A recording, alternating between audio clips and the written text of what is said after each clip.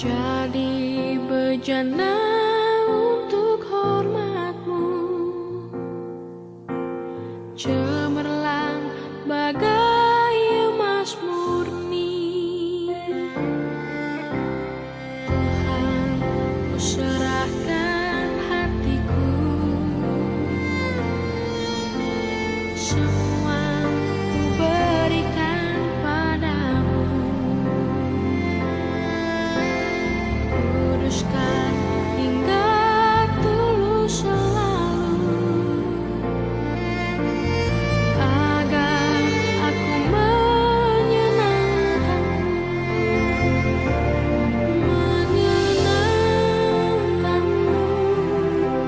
senangkanmu. Hanya itu kerinduanku,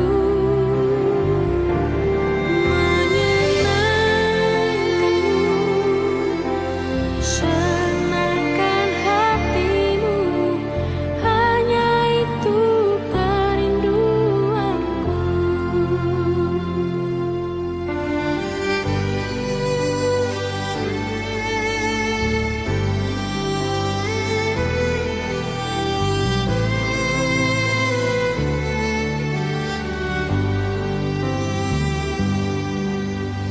Tuhan, ku serahkan hatiku, semua ku berikan padamu. Kuduskan hingga tulus selalu, agar aku menyenangkanmu,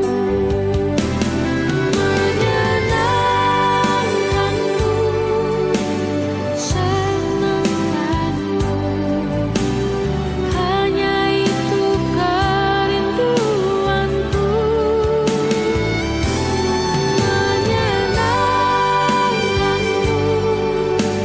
senangkan hatimu. Hanya itu kerinduanku.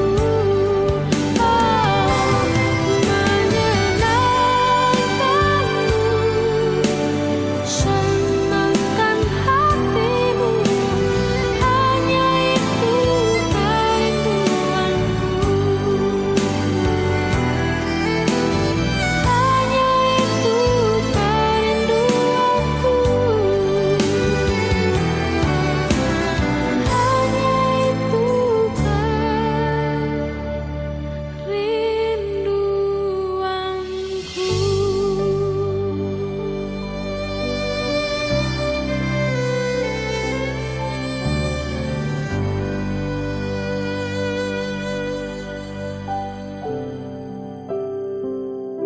Puji Tuhan, selamat pagi, shalom, jemaat yang dikasihi Tuhan Yesus. Hari ini kembali kita berjumpa dalam kebaktian yang saya percaya diberkati oleh Tuhan, karena kita semua pasti merindukan kehadiran Tuhan. Kita pasti merindukan kebenaran firman Tuhan yang akan kita dengarkan bersama. Mari sebelum kita memulai untuk mendengarkan berita firman Tuhan ini, kita akan tundukkan kepala dan kita akan berdoa bersama-sama.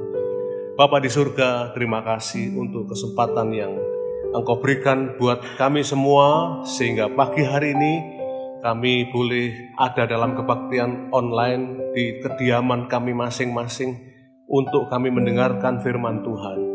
Kami berdoa, Tuhan Yesus, kiranya Engkau sendiri yang akan memakai hamba-Mu untuk berbicara kepada setiap kami, agar setiap kebenaran firman Tuhan sungguh-sungguh akan menjamah hati dan kehidupan kami, Tuhan, dan firman-Mu akan semakin hari semakin mengubahkan kehidupan kami. Terima kasih Tuhan, berfirmanlah, kami siap untuk mendengar, merenungkan, dan melakukan firman Tuhan. Dalam nama Yesus kami berdoa. Haleluya. Amin. Amin. Bapak, Ibu, Saudara yang dikasihi Tuhan Yesus, hari ini kita akan merenungkan firman Tuhan dengan judul Tetap Teguh, Jangan Jatuh. Saya akan bacakan beberapa ayat firman Tuhan bagi saudara dari kitab 2 Samuel, pasal yang pertama ayat 17 sampai dengan ayat yang ke-19. Demikian bunyi firman Tuhan, ratapan Daud karena Saul dan Yonatan. Ayat 17, Daud menyanyikan nyanyian ratapan ini karena Saul dan Yonatan anaknya.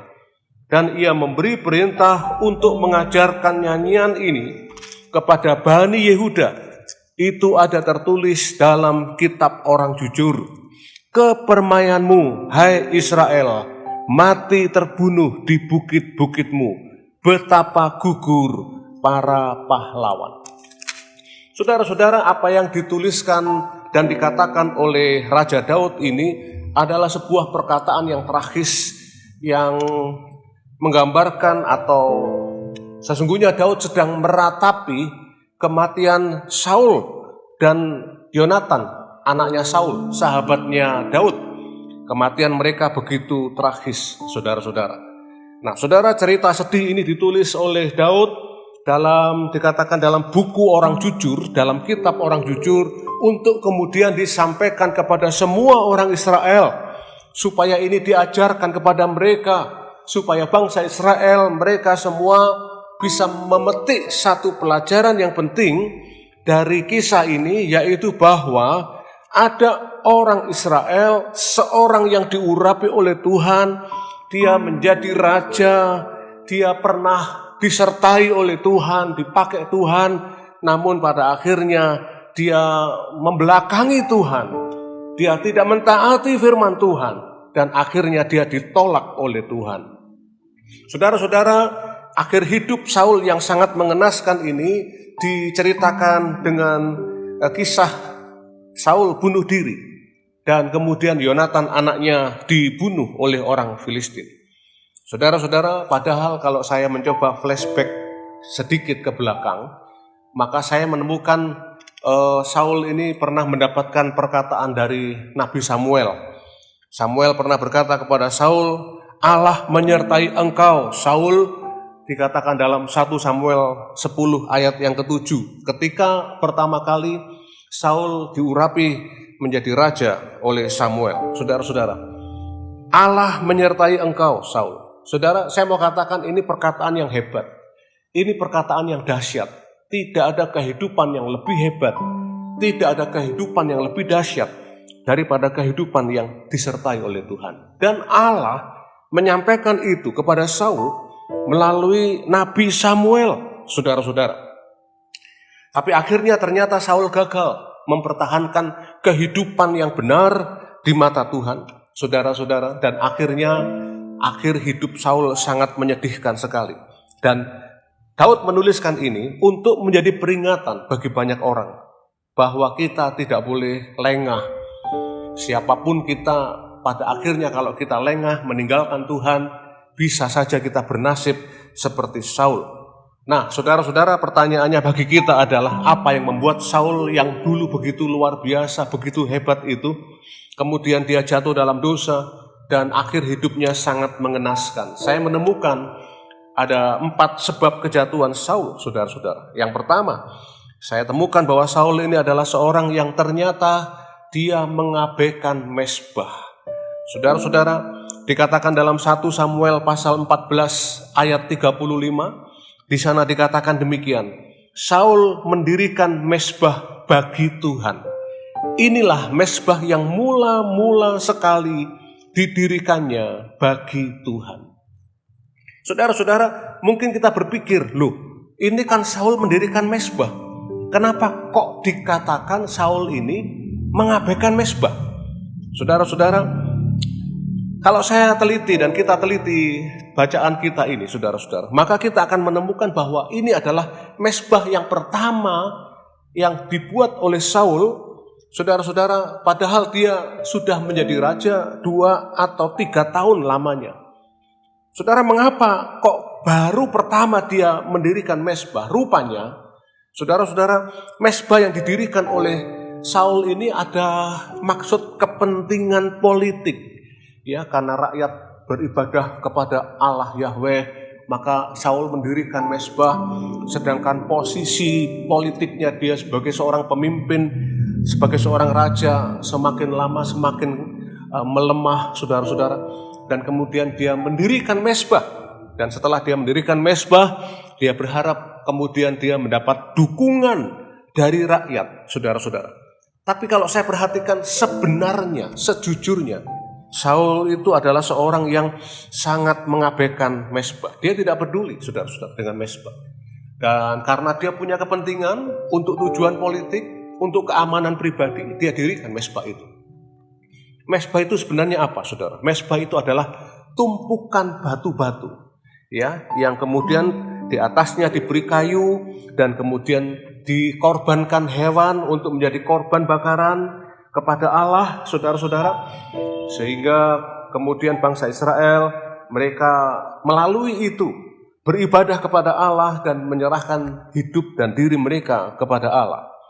Jadi saudara-saudara, kalau diaplikasikan sekarang, mezbah itu bagi kita saat ini, gereja Tuhan, adalah korban puji-pujian.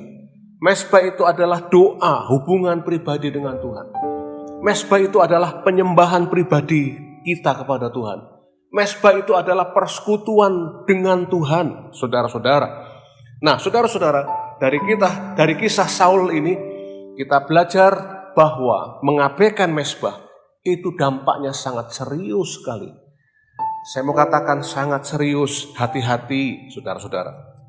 Hati-hati, jangan sampai kita mengabaikan mezbah. Sebab kalau kita mengabaikan hubungan kita dengan Tuhan, mengabaikan ibadah kita dengan Tuhan, mengabaikan kehidupan doa, pujian, penyembahan kita di hadapan Tuhan, cepat atau lambat, saudara-saudara, kita akan mengalami kemunduran yang sangat berpotensi. Pada akhirnya hidup kita akan berakhir dengan sangat tragis sekali. Saudara-saudara, mungkin kalau disingkat menjadi satu kata, mezbah itu bagi kita sekarang adalah kehidupan doa. Doa kita di hadapan Tuhan. Bagaimana kita melalui doa itu menjadi sebuah pernyataan ketergantungan kita kepada Tuhan. Sehingga ketika kita berdoa, maka kita berkata kepada Tuhan, ya Tuhan, aku tidak mampu mengatasi masalah ini. Aku tidak mampu menjalani hidup ini seorang diri. Aku terbatas, aku butuh Engkau Tuhan. Tolong aku Tuhan. Saudara, sehingga kemudian kita berdoa. Dan doa itu seolah-olah itu adalah pengakuan bahwa kita betul-betul bergantung kepada Tuhan. Pengakuan bahwa kita membutuhkan Tuhan. Kalau kita tidak berdoa, saudara, kalau kita tidak mau membina hubungan yang baik dengan Tuhan, maka seolah situasi, sikap seperti itu menunjukkan kita sedang berkata, saya bisa atasi masalah saya. Saya bisa dengan kemampuan saya, dengan kekuatan saya. Saya punya kok bahan-bahan untuk mengatasi masalah saya. Saudara-saudara, jadi sikap seperti itu adalah sikap kita tidak butuh Tuhan. Saudara, nah kalau ada seorang anak Tuhan yang seperti ini, maka hati-hati, saudara. Cepat atau lambat kita akan mengalami kemunduran rohani dan kemudian kita menghadapi hidup ini dengan kekuatan sendiri. Cepat atau lambat sangat mungkin kita akan meninggalkan iman kita kepada Tuhan. Itu sangat tragis sekali. Karena itu hati-hati. Maka kita perlu bergantung pada Tuhan. Saudara-saudara, ketika kita menjalani hidup ini, dua pilihan di hadapan kita.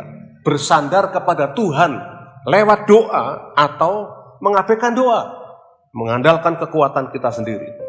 Hati-hati, saudara, dengan tipuan iblis. Iblis meyakinkan kita, hidup ini bisa diselesaikan dengan kemampuan kita, hikmat kita, dengan ilmu kita. Saudara-saudara, hati-hati. Siapapun saudara, setinggi apapun pendidikan saudara, sekaya apapun saudara, sebanyak apapun harta saudara, saya mau beritahu saudara, tanpa Tuhan kita tidak mungkin mampu menjalani hidup ini dengan berkenan di hadapan Tuhan, dengan baik. Saudara-saudara, saya pernah membaca satu kisah tentang seorang Martin Luther yang punya pergumulan yang luar biasa. Martin Luther ini adalah seorang reformator gereja pada abad pertengahan, saudara, pada abad ke-16, karena dia mengkritisi banyak pandangan atau pengajaran dalam gereja yang menyimpang dari Alkitab. Kemudian dia mengkritisi itu dan menuliskan dalil-dalilnya di pintu gereja, saudara-saudara, dan akhirnya dia dikecam oleh otoritas gereja dan negara, dan dia akan dibunuh.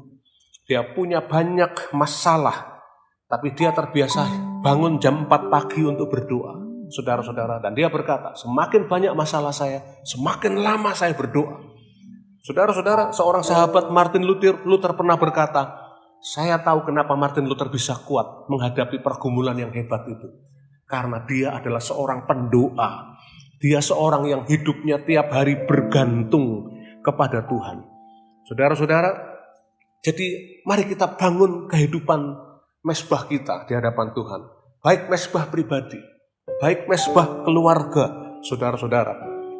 Saudara jangan abaikan mesbah ini, karena ini sangat penting. Jangan membuat mesbah kita menjadi hanya rutinitas belaka, formalitas belaka. Itu akan menjadi seperti orang-orang Farisi. Kalau mereka berdoa, ya jam-jam tertentu mereka berdoa dengan kata-kata itu saja, saudara-saudara. Karena hafal, kemudian ya itu aja yang diucapkan, saudara-saudara.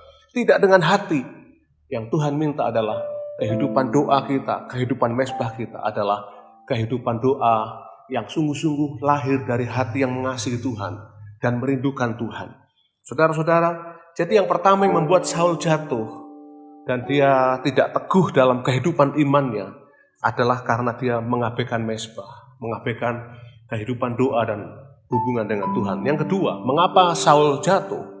Yang kedua adalah karena Saul ini ternyata tidak taat, saudara-saudara. Dia tidak taat pada firman Tuhan. Seperti dikatakan dalam 1 Samuel pasal 15 ayat 1-3 dan ayat 9. Saudara, saya bacakan bagi saudara. Berkatalah Samuel kepada Saul, aku telah diutus oleh Tuhan untuk mengurapi engkau, menjadi raja atas Israel umatnya.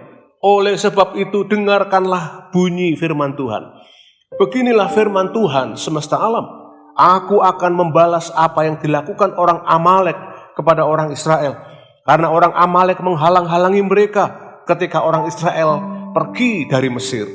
Jadi pergilah sekarang, kalahkanlah orang Amalek, tumpaslah segala yang ada padanya, dan jangan ada belas kasihan kepadanya.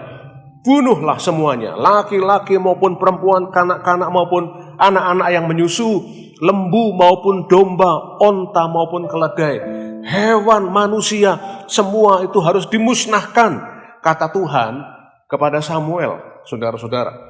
Saudara-saudara, namun apa yang dikerjakan oleh Saul ketika Samuel menyampaikan itu, ternyata Saul tidak melakukan itu.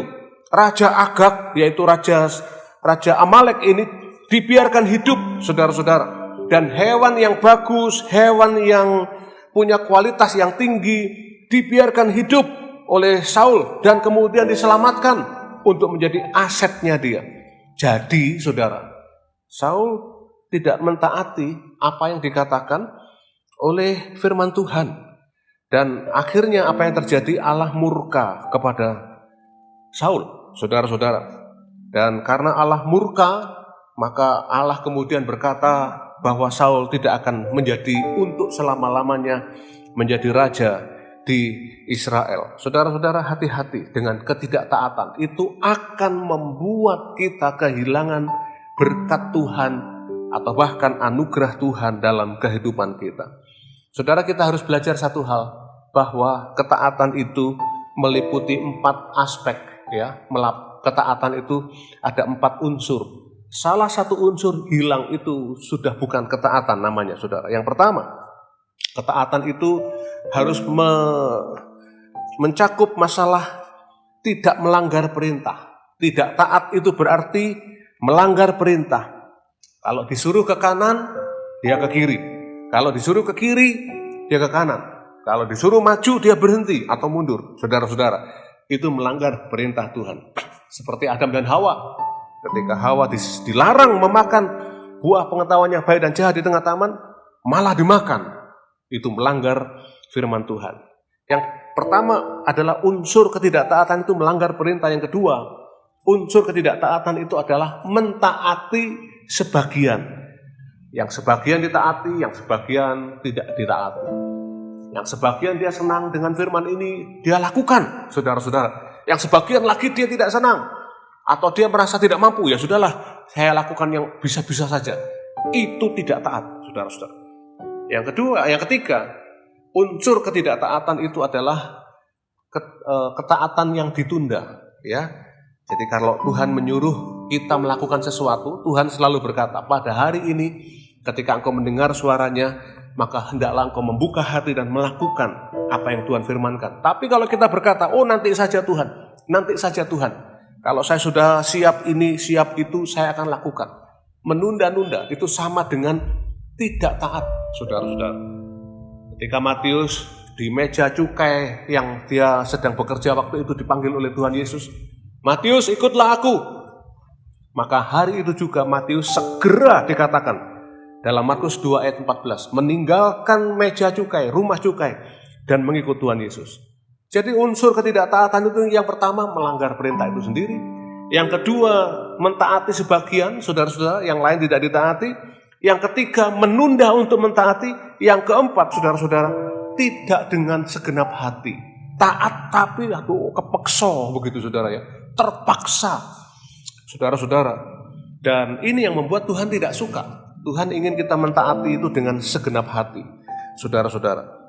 Satu kali ada seorang anak kecil yang masih berumur 4 tahun, 5 tahun begitu saudara. Jadi waktu itu ayahnya itu lagi membaca sebuah buku, serius sekali membaca buku, saudara-saudara, dan kemudian ayahnya itu melihat anaknya di sampingnya ini melompat-lompat, saudara, melompat-lompat di atas kasur sampai ayahnya terganggu. Dan dia berkata, katakanlah anaknya namanya Andi, Andi, jangan lompat-lompat. Saudara, ternyata Andi dia tetap lompat-lompat, lompat-lompat, tidak diperhatikan kata-kata ayahnya. Kemudian yang kedua kali ayahnya bilang, Andi, jangan lompat-lompat. Dia tetap lompat-lompat di atas kasur, tidak pedulikan perkataan ayahnya.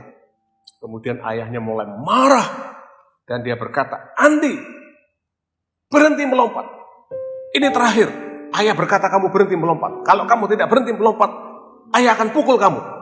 Saudara-saudara, kemudian si anak kecil Andi ini kemudian duduk di tempat tidur dan dia tidak melompat lagi, tapi hatinya berkata, ayah, secara fisik aku tidak melompat-lompat, tapi hatiku melompat-lompat. Saudara-saudara, itu adalah ketaatan yang tidak dengan hati.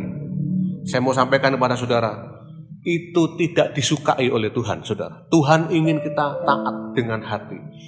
Nah, mentaati perintah Tuhan itu apakah berat? Saudara-saudara, saudara-saudara, kalau mentaati perintah Tuhan itu berat, itu menunjukkan sebenarnya kadar kasih dalam hati kita kepada Tuhan itu dipertanyakan. Sebab dalam 1 Yohanes pasal 5 ayat yang ketiga, saya bacakan ayat ini bagi saudara. Saudara perhatikan ayat ini.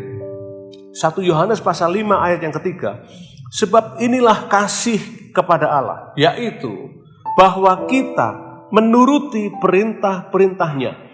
Perintah-perintahnya itu tidak berat.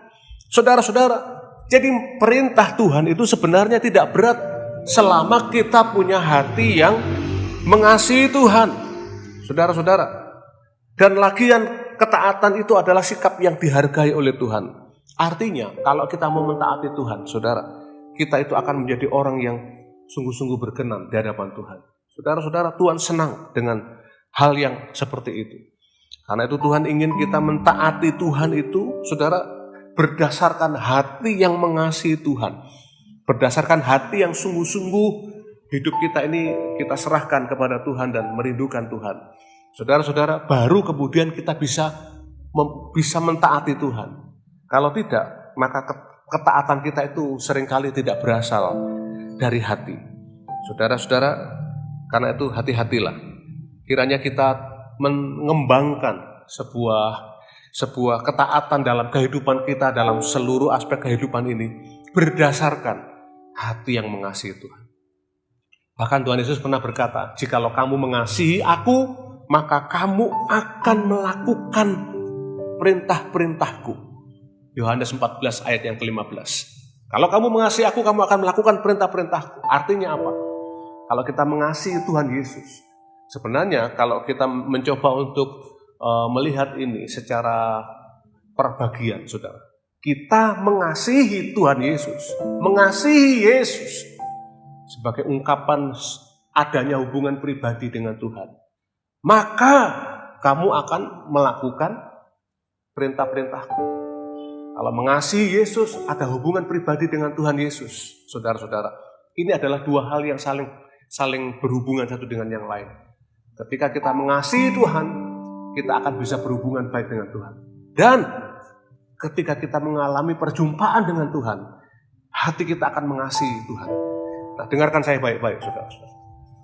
Setiap orang yang datang pada Tuhan dan mengalami kehadiran Tuhan, maka saya melihat selalu itu diikuti oleh hati yang mengasihi Tuhan.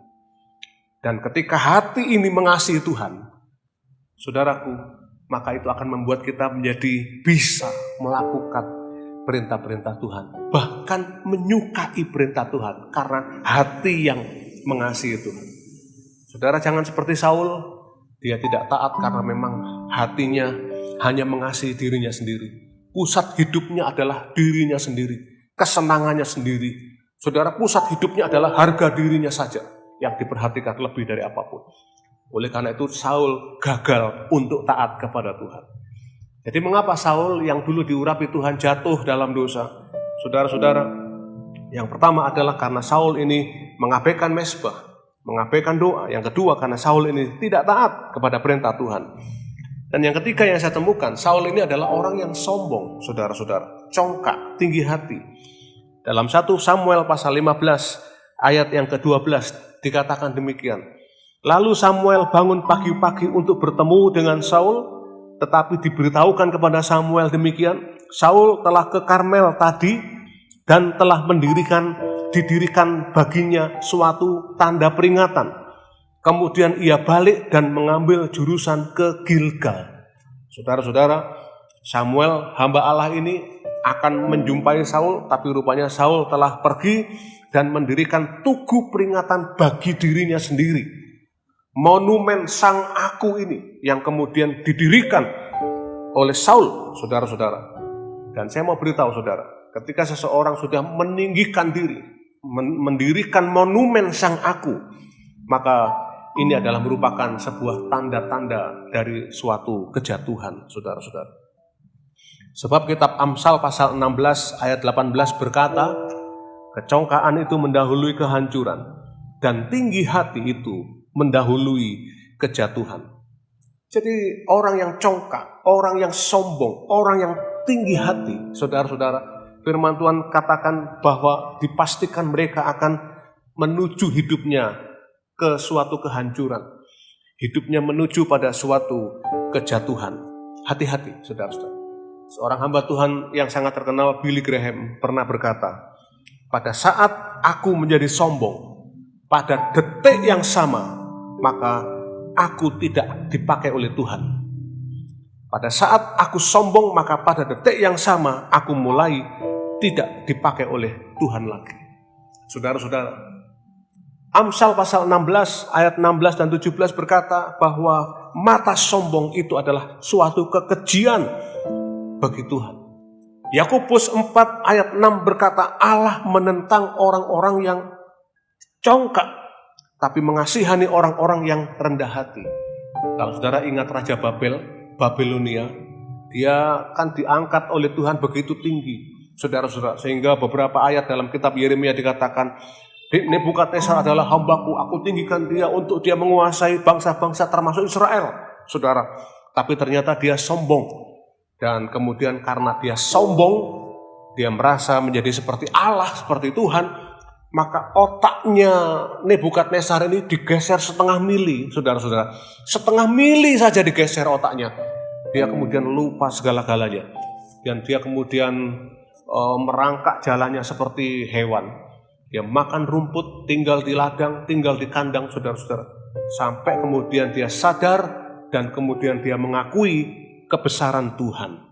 Saudara-saudara, orang yang sombong dan atau orang menjadi sombong itu karena dia bangga, melebih-lebihkan hasil yang dia terima, bahwa itu adalah hasil keringatnya sendiri. Padahal kalau Tuhan tidak kasih keringat, dia tidak akan punya keringat, saudara-saudara. Tapi dia bangga, wah saya berhasil, saya sukses. Ini karena saya berjuang, saya bisa mengatur semuanya dengan baik. Lucifer aja sombong, saudara. Kenapa? Karena dia cantik, ya. Dia merasa syantik begitu, saudara-saudara. Karena itu dia kemudian sombong dan Dia ingin menggeser posisi Allah di tahtanya, sehingga Lucifer dibuang ke dalam dunia. Hati-hati saudara. Kalau kita punya banyak kelebihan, kita punya banyak yang mungkin itu adalah alasan untuk bisa dibangga-banggakan dalam hidup ini. Hati-hati saudara-saudara. Kita bisa jadi sombong. Paulus punya banyak kelebihan dalam hidupnya. Saudara, dia tuliskan itu beberapa hal dalam kitab Filipi. Dia dikatakan adalah seorang yang ini, itu, dan lain sebagainya. Tapi kemudian Paulus berkata, tapi tanpa Kristus semua kelebihan itu adalah sampah. Tidak ada gunanya sama sekali. Kelebihan ini, kelebihan itu nilainya nol semuanya. Nilainya nol semuanya. Mungkin pendidikan yang tinggi nilainya nol. Mungkin harta yang berlimpah-limpah nilainya nol. Mungkin posisi kedudukan yang tinggi nilainya nol. Tapi Kristus ketika hadir dalam kehidupan kita, maka salib Yesus akan menambahkan satu di ujung depan, saudara-saudara. Sehingga yang nol itu jadi ada artinya. Tapi tanpa salib Yesus, saudara-saudara, hidup ini sampah. Tidak ada gunanya. Kekayaan kita, pendidikan kita, kedudukan kita, saudara-saudara, tidak ada gunanya. Hati-hati. Karena itu jangan sombong, saudara. Paulus katakan, dia tidak mampu berbuat apa-apa dengan dirinya sendiri. Bahkan ketika orang membawa sapu tangan Paulus, diletakkan ke atas kepala orang sakit, orang itu langsung sembuh. Saudara, Tuhan pakai Paulus dengan luar biasa. Tapi Paulus berkata dalam 2 Korintus 3 ayat 5, dengan diriku sendiri, aku tidak bisa memperhitungkan itu kekuatanku. Kesanggupan kami itu adalah pekerjaan Tuhan dalam diri kami. 2 Korintus 4 ayat 7, Paulus berkata bahwa kasih karunia, kuasa yang berlimpah-limpah dalam diriku ini, itu adalah harta dalam bejana tanah liat ini. Aku ini tanah liat, tapi semua itu adalah merupakan pekerjaan Allah di dalam diriku. Saudara-saudara, hati-hati. Kalau kita sombong, kita akan dipermalukan oleh sikap kita sendiri. Nebukadnezar sombong, dia dipermalukan. Dia merangkak seperti hewan, makan rumput, dan lain sebagainya. Saudara-saudara, kita harus ingat siapa sebenarnya diri kita ini, saudara. Kita bukan siapa-siapa. Kita bukan apa-apa. Kita harus belajar mengembalikan hormat, pujian, kemuliaan hanya bagi Tuhan. Saudara-saudara, jangan sombong, kita akan dipermalukan. Muhammad Ali itu adalah seorang petinju legendaris dunia dari Amerika Serikat. Tapi ketika dia menjadi sangat sukses, menjadi petinju terbaik dunia, dia menjadi seorang yang sangat berhasil, kaya raya, saudara-saudara, dia menjadi sombong. Satu kali dia naik pesawat terbang, pesawat komersil, dan kemudian pramugari sebelum pesawat itu akan take off, maka pramugari berkeliling untuk memperhatikan satu persatu, termasuk ke tempat duduk, ke kursi Muhammad Ali yang ada di kelas bisnis. Saudara-saudara, kemudian pramugari itu berkata, Tuan Muhammad Ali, mohon maaf, silahkan safety belt-nya dipakai, karena penerbangan ini akan segera dilaksanakan. Kemudian Muhammad Ali marah, tidak, kamu tidak kenal siapa saya. Oh, saya tahu Bapak adalah petinju yang sangat terkenal di Amerika. Ya sudah, diam kamu. Kemudian pramugari berkata, mohon maaf Tuan Muhammad Ali, peraturan penerbangan kami mengharuskan bahwa semua penumpang harus mengenakan sabuk pengaman ketika penerbangan ini akan dilaksanakan. Saya tidak butuh sabuk pengaman, kata Muhammad Ali. Kamu harus tahu, I am a Superman. Saya adalah Superman. Saya tidak butuh sabuk pengaman. Wah, saudara, sombong sekali. Kemudian pramugari ini dengan sopan berkata, iya Tuan, saya tahu Superman adalah seorang manusia yang luar biasa. Tapi seingat saya sering menonton film Superman. Dan Superman tidak pernah naik pesawat. Superman itu terbang di luar, tidak naik pesawat. Jadi kalau siapapun juga, Superman dari manapun juga, kalau naik pesawat ini, mereka harus mengikuti aturan penerbangan di tempat ini. Jadi saya mohon Bapak, jadi saya mohon Tuan untuk mengenakan sabuk pengaman, saudara-saudara. Akhirnya merah padam, begitu muka Muhammad Ali malu, saudara ya. Karena dikatakan, kalau Anda Superman, mestinya Anda di luar saja, jangan di dalam. Saudara-saudara, itulah kesombongan. Ya, mari kita belajar rendah hati. Hati-hati, saudara. Kita ini bukan siapa-siapa, bukan apa-apa. Kelebihan-kelebihan kita itu semua semata-mata karena kemurahan Tuhan, kasih karunia Tuhan. Dan kita harus akui itu, kembalikan itu untuk hormat kemuliaan bagi nama Tuhan. Saya ingat satu kali ada seorang penyanyi Amerika Serikat yang bernama Marian Anderson. Saudara-saudara, ini sekitar tahun-tahun 1950, 1960 begitu ya, dia hidup, saudara. Tapi dia seorang penyanyi yang merangkak dari nol sampai sukses. Suaranya sangat bagus sekali, saudara. Sampai dia diundang oleh Presiden Amerika Serikat. Dia menyanyi di Gedung Putih. Saudara, dia diundang oleh Ratu Inggris dan menyanyi di Istana Birmingham. Saudara-saudara, dan dia memperoleh begitu banyak penghargaan. Sangat sukses. Satu kali setelah dia pulang dari menyanyi di depan para pemimpin negara itu, maka seorang wartawan menghampiri dia dan bertanya kepada Marian, izinkan saya bertanya kepada Anda, hal terbesar apa yang tidak mungkin Anda lupakan dalam hidup Anda? Karena wartawan ini mungkin akan berkata, oh, Marian pasti akan menjawab, saya akan menyanyi, saya sudah menyanyi di depan presiden, bukan hanya Amerika, di Inggris, di seluruh dunia, dan lain sebagainya, saudara. Tapi jawaban Marian Anderson ini sangat mengejutkan sekali, karena rupanya dia berkata demikian kepada wartawan. Setelah saya menyanyi, saya pulang, saya dapat uang. Dan saya dapat uang, saya kembali ke rumah, saya berjumpa dengan ibu saya, dan kemudian saya berkata kepada ibu saya, Ibu, mulai hari ini engkau tidak perlu lagi menjadi buruh cuci pakaian tetangga-tetangga. Karena aku sekarang sudah punya uang, aku akan merawat ibu. Ibu sejak kecil sudah merawat saya dengan penuh kasih sayang. Sekarang saya punya uang, Ibu. Ibu sudah tidak usah bekerja seperti itu lagi. Ibu di rumah saja. Ibu melakukan pekerjaan-pekerjaan sebagai seorang ibu di rumah saja, dan saya akan merawat ibu. Saudara-saudara, jawaban Marian Anderson di hadapan wartawan ini sangat menyentuh hati, sangat memberkati semua orang yang membaca tulisan itu, saudara-saudara. Dan akhirnya dia semakin diberkati, dia semakin jaya, saudara-saudara. Dan sampai pada akhir hidupnya dia menjadi salah satu penyanyi yang paling dihormati di Amerika Serikat. Karena kerendahan hatinya. Saudara-saudara, jangan seperti Malin Kundang ya. Malin Kundang ini lupa sama ibunya.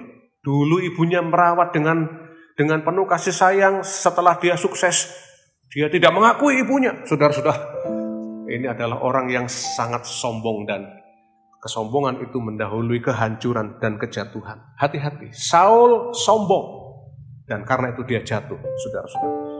Jadi kita melihat sekarang bahwa kejatuhan Saul itu sangat tragis sekali. Mengapa? Karena yang pertama, dia mengabaikan mezbah. Yang kedua, dia tidak mentaati firman. Yang ketiga, dia sombong, tidak mau rendah hati. Dan yang keempat, saudara, yang terakhir, dia menolak kebenaran untuk kebenaran yang disampaikan kepada dia oleh hamba-hamba Tuhan, dan dia menolak kebenaran itu. Dalam 1 Samuel 28 ayat yang ke-15, saudara-saudara, atau 1 Samuel pasal yang ke-28 ayat yang ke-6, di sini dikatakan, lalu berkatalah Saul kepada para pegawainya, carilah bagiku seorang perempuan yang sanggup memanggil arwah, maka aku hendak pergi kepadanya dan meminta petunjuk kepadanya. Para pegawainya menjawab dia, di Endor ada seorang perempuan yang sanggup memanggil arwah. Saudara-saudara, Alkitab mencatat raja-raja itu sebelum Saul, mereka setiap kali akan perang itu selalu bertanya kepada Tuhan melalui nabi-nabi di Israel. Tapi Saul pada ayat yang kelima sebenarnya dia mau bertanya kepada Tuhan, Tuhan tidak mau dengar, saudara-saudara. Bukannya bertobat, maka dia mencari dukun di Endor, seorang perempuan paranormal yang bisa memanggil arwah, dan kemudian bertanya kepada dia untuk memanggil rohnya Samuel, bertanya kepada Samuel tentang peperangan yang akan dia lakukan itu, saudara-saudara. Dan kemudian ketika Saul melakukan hal itu, saudara-saudara, maka Saul kemudian dia jatuh dalam dosa. Mengapa? Karena dia telah meninggalkan Tuhan seutuhnya, sepenuhnya dengan mencari paranormal, dengan mencari dukun-dukun, dengan dia tidak menanyakan kebenaran Tuhan, saudara-saudara. Dia menolak kebenaran itu. Dia tidak mau tanya lagi kepada hamba Tuhan dan mencari dengan sungguh-sungguh boleh maju atau tidak dalam peperangan ini, saudara-saudara. Tapi kemudian dia mencari kepada sesuatu yang lain, jalan pintas yang lain, saudara-saudara. Dan memang rohnya Samuel kemudian keluar dan berbicara kepada Saul. Namun ini kontroversi, ya. Ada yang berkata, oh itu rohnya Samuel, karena yang diucapkan betul. Tapi kalau diteliti lebih dalam lagi, sebenarnya saya pribadi merasa itu bukan rohnya Samuel, saudara-saudara. Mengapa? Karena dua alasan yang saya sampaikan. Yang pertama, muncul dari dalam tanah. Sebab firman Tuhan berkata, yang ilahi itu tidak pernah muncul dari bawah tanah. Yang ilahi itu selalu datang dari atas. Yang kedua adalah bahwa dikatakan dalam Ayub 7 ayat 9 dan 10, bahwa orang yang mati itu tidak bisa kembali ke rumahnya. Kalau orang sudah rohnya kembali kepada Tuhan, tidak bisa berhubungan lagi dengan siapapun manusia, dengan orang-orang di rumahnya, saudara. Sehingga kalau ada dikatakan dia muncul, suaranya persis sama, saudara-saudara, itu berarti setan yang menyamar sebagai orang tersebut. Saudara-saudara, dan saya sayangkan bahwa Saul tidak mau bertobat ketika Tuhan tidak mendengar. Malah dia makin jauh meninggalkan Tuhan. Saudara-saudara, padahal firman Tuhan berkata sebesar apapun dosa seseorang, kalau dia mau bertobat, maka Tuhan akan mengampuni dia.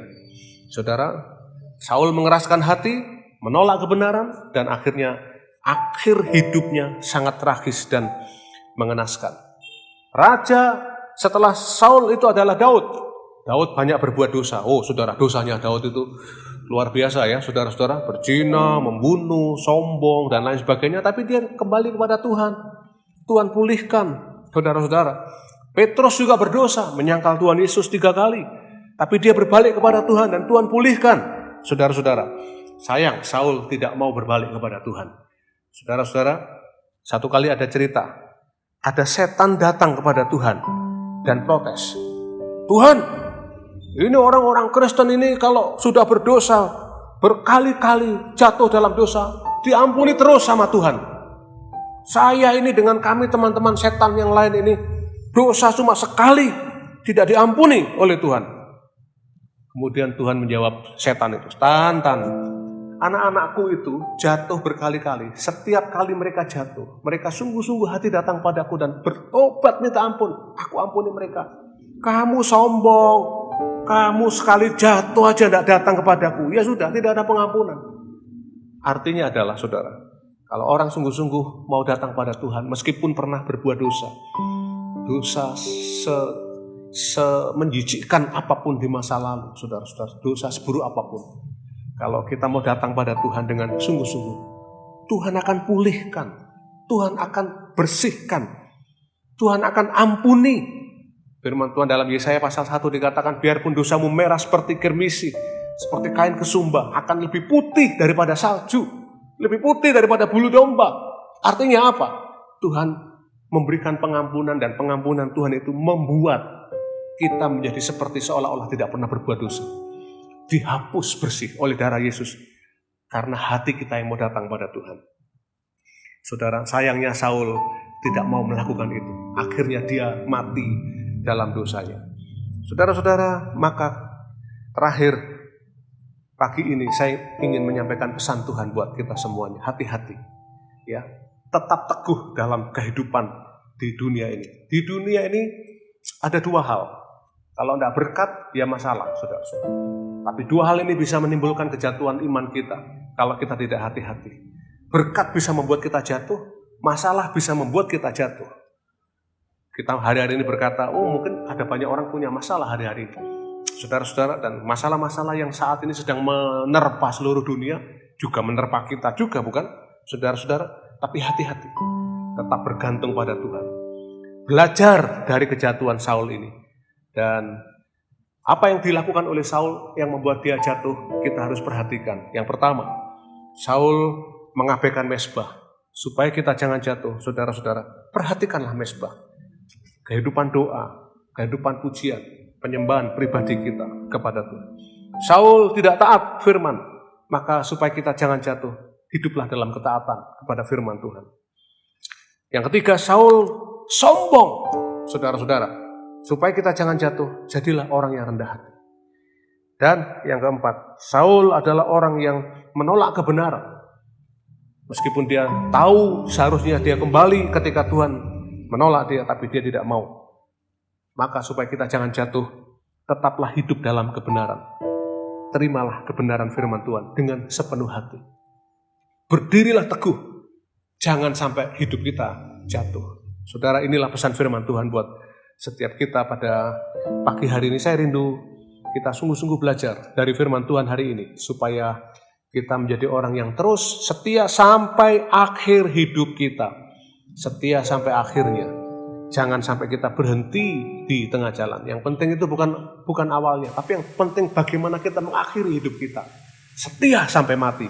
Biarlah ini menjadi komitmen hidup kita. Karena itu, saudara, dimanapun saudara berada, saya percaya Roh Kudus ada di tempat saudara.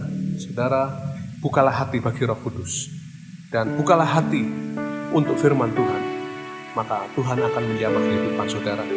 Kita akan naikkan pujian, Roh Kudus, Kau hadir di sini. Roh Kudus, ku mengasihimu. Kau lembut, kau manis. Kaulah penghiburku, penolongku, diutus Bapakku. Haleluya Tuhan Yesus. Roh Kudus, Kau hadir di sini. Roh Kudus, ku mengasihimu. Kau lembut, kau manis, Kaulah penghiburku, penolongku, diutus Bapakku. Roh Kudus, Kau hadir di sini. Roh Kudus, Kau hadir di sini. Roh Kudus, ku mengasihimu. Kau lembut, Kau manis, Kaulah penghiburku, penolongku, diutus Bapakku. Ku buka hati untuk Roh-Mu Tuhan. Ku buka hati menyembah-Mu Yesus. Jamahlah kami, penuhi kami dengan kuasa Allah Maha Tinggi. Ku buka hati untuk Roh-Mu Tuhan. Ku buka hati menyembah-Mu Yesus. Jamahlah kami, penuhi kami dengan kuasa Allah Maha Tinggi. Sekali lagi katakan, ku buka hati untuk Roh-Mu Tuhan. Ku buka hati menyembah-Mu Yesus. Jamahlah kami, penuhi kami dengan kuasa Allah Maha Tinggi. Jamahlah kami, penuhi kami dengan kuasa Allah Maha Tinggi. Sekali lagi, jamahlah kami Tuhan. Jamahlah kami, penuhi kami dengan kuasa Allah Maha Tinggi. Haleluya. Oh, kami buka hati bagi roh-Mu Tuhan. Kami buka hati bagi firman-Mu. Oh, jamahlah kami Tuhan Yesus. Haleluya, haleluya.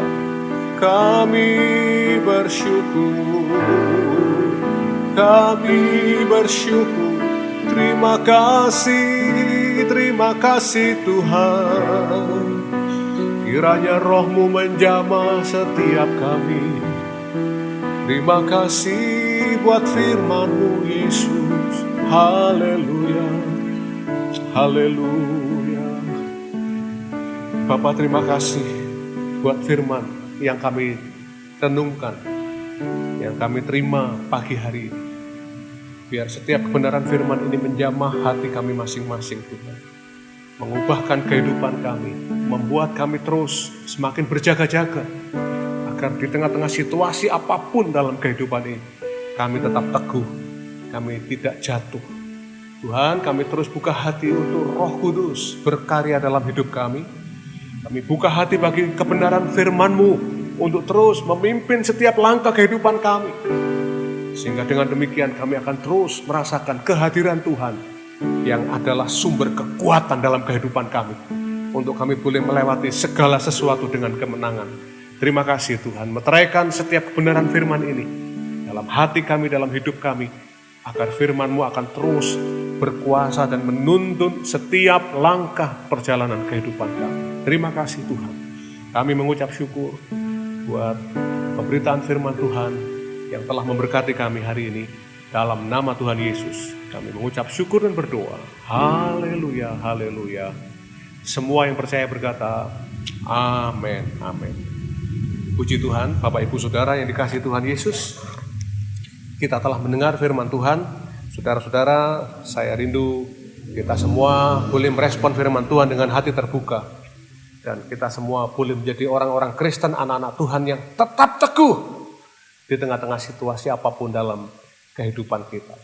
Tuhan telah berjanji menyertai kita, maka biarlah kita terus bergantung kepada Tuhan dalam doa setiap hari. Saudara-saudara, kita akan berjumpa lagi dalam kebaktian minggu depan.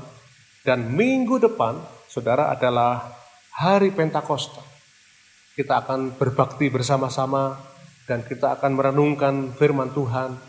Kita akan merenungkan bagaimana Roh Kudus berkarya dan bagaimana seharusnya Roh Kudus menempati posisi yang paling utama dalam kehidupan gereja. Sebab saya mau sampaikan bahwa gereja tidak layak disebut gereja tanpa Roh Kudus hadir di dalamnya.